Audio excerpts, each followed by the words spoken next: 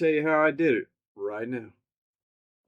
I'm Robert Maxfield. I'm a concert and music photographer in Dallas, Texas, and welcome to Max Concert Photography, where we talk everything concert photography related. I fell in love with photography at an early age, and I didn't realize it, but back when I was a teenager, I fell in love with music and concert photography. And what I did, the very first band I actually ever photographed was Queen. And it pretty much was by dumb luck because I had no idea what the hell I was doing. And I went out and took my camera and photographed the band right off the bat. Were the pictures any good? Nah, man, they sucked. They were terrible. I actually shot them with a Keystone Instamatic camera with 126 film and a built-in flash. But I got photographs of Brian May and Freddie Mercury, and I have pictures of Queen. But I had enough common sense to figure out that I needed to do something if I was going to keep doing this. So I asked my parents for Christmas, hey, I'd like a new camera. Was the one that I told them I wanted the right one? No, it was absolutely the wrong one, of course. So what I did is for Christmas I got a camera. I got a 35 millimeter Petrie compact 35 millimeter SLR, J.C. Penney lens, and a 135 lens, a 51.8, and a 2x converter. And I went about on my way to photographing hundreds of bands a year now from that start. I enrolled in photography in high school, and basically I had my 35 millimeter, but for the class we used Yashica Mat 124G 120 twin lens reflex where you look down through the top and shoot out the bottom, and that's what they were using. And we had a full dark room, and I learned to process film and all that. And when I went to college, I went to study photography art. And when I got there, there was no photography art. It was all, there was photojournalism 110 and 111. I said, what the hell? I'll take it anyway. I'll learn photography, and that's what I'll do. The first day I was there was a guy with a white full beard smoking a pipe. He's wearing bib overalls. He had a gold hoop earring, and on the back of his overalls was a green gremlin shooting a finger. And I'm going, oh, great. What's going on here? He got behind the desk and he said, good morning. My name is Dr. Olin Briggs. I'm your instructor for Photojournalism 110. And my whole vision of the Ivy League went right out the window. But I learned a lot. I learned all the stuff you'd have to do the hard way that a lot of people are doing now on YouTube the wrong way, and learn how to use my camera. And I learned it in a journalistic style because I started working for an actual newspaper as I was working for the collegiate newspaper. During that time, I photographed John Denver, I photographed Charlie Daniels, I photographed just about every major concert that came into town, and all that stuff was presented and pasted onto the newspaper for the college, as well as I had normal assignments. I also learned a very important thing, and that very important thing is how to write stories, which majority of concert music photographers are a dime a dozen. And guess what? They can't write. But if you can write, you can do reviews and stories about concerts and things, and that makes you more valuable to your publications. Okay, so I'm going to college. I'm learning photojournalism. I'm working for a newspaper. I'm taking photographs of everything from NBA basketball to you name it. Whatever's going on in the college. I'm taking concert photos. All of this stuff is being published. I'm learning how it's being published, and I'm learning how to use my camera, and I'm using my camera daily, and that's a start. But guess what, buddy? I got to eat. So I had to go find a job. So what am I going to do? I'm going to find a job where I'm working as a professional photographer. And that's exactly what I did. I went to work for a major department store, and I was photographing the insides of department stores. I was photographing for the display department where I was photographing, women's clothing, women's fashions, pots and pans. I was photographing furniture, sporting goods, bicycles. And when I wasn't photographing all the stuff that goes on in a normal department store as far as display. I was put in the camera department and I was selling cameras. And guess what that did? That allowed me to play with the latest hardware that I could get my hands on, shoot with it, learn about it, and then sell it and understand the cameras that I was wanting to work with. So guess what? I've now just become a professional photographer and I haven't shot any weddings. I haven't done any headshots. I haven't done any mini sessions. I haven't done any team shots. None of that crap. I haven't even done graduation photos. None of it. But I was working every single day as a professional photographer. And then as that kept going on, my professional photographer self started growing. And I got a call one day from a local newspaper.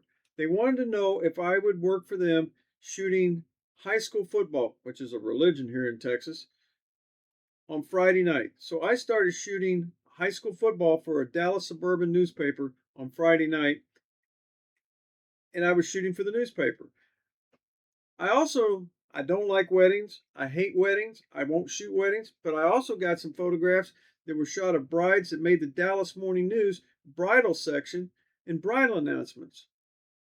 I shot another cover photo for a suburban newspaper of a young child that had cancer and was terminally ill, and I made the cover there. So I started working as a journalist in photography and as a professional right there.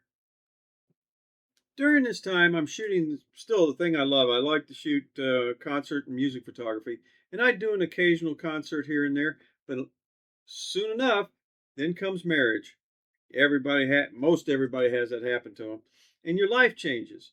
And I had a drift. I found that I could make 4 times the money I was making in technology than what I was making in photography. So I drifted a little bit, but I still kept working. And come to find out, my family and my parents and my ex-wife were all in the bowling and sporting goods accessories business. And we did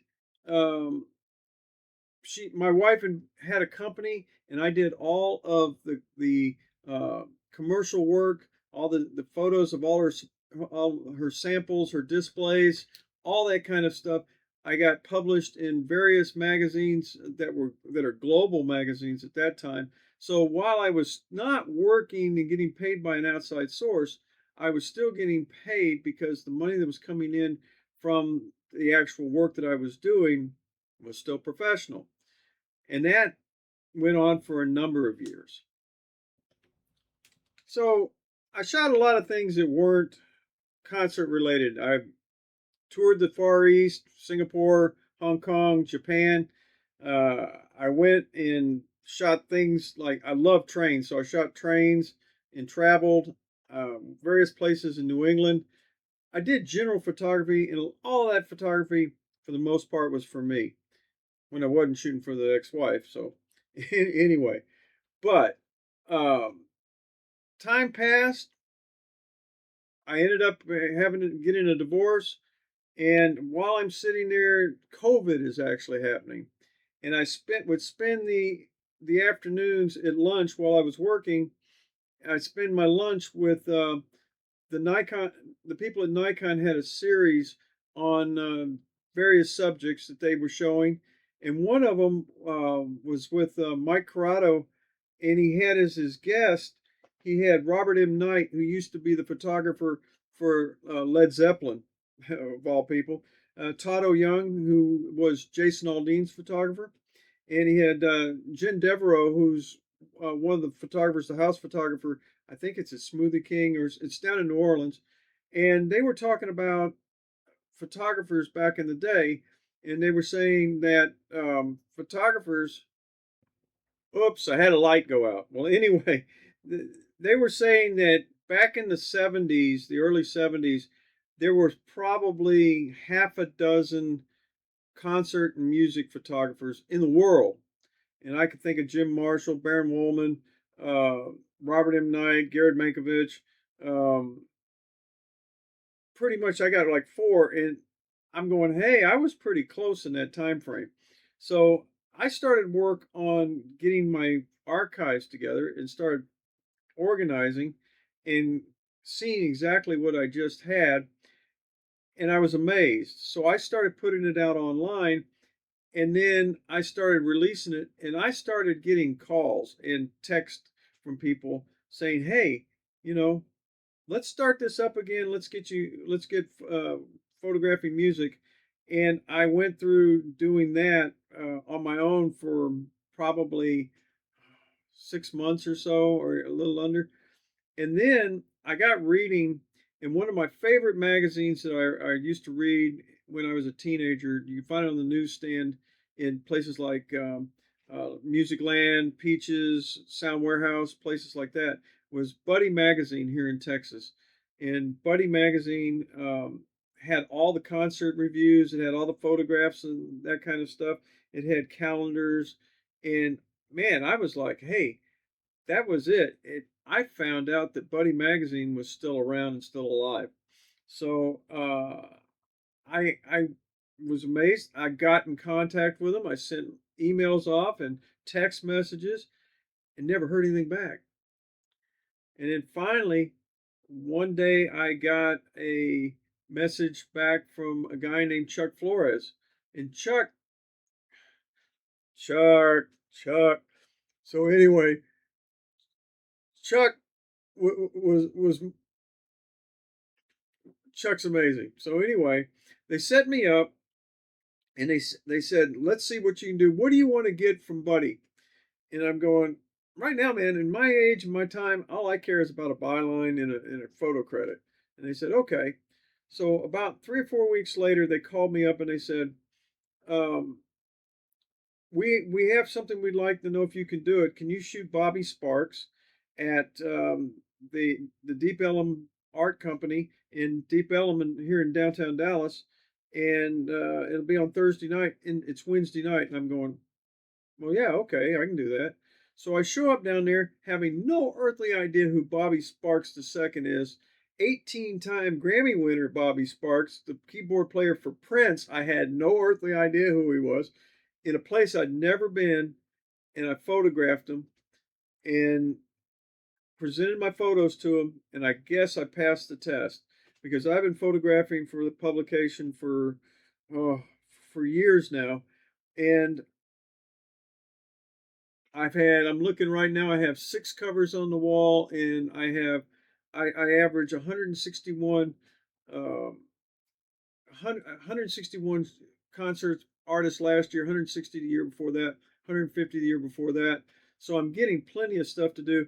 And the newspaper, the actual magazine, does pay me for certain things that I do. Okay, and that's how I think that's amazing because, like I told him, the one thing I wanted was I just cared about getting a byline and cared about getting a photo credit at this point, and I've been very pleased. So, uh, also before that time, I had people coming into my house, walking through the house, going, "Who shot these pictures? This is really cool." It was me. I shot the Chuck Berry with his autograph. I shot the Janician. I shot the Fleetwood Mac. I shot the Bad Company with Paul Rogers. I shot the Ted Nugent. I shot the Eddie Van Halen.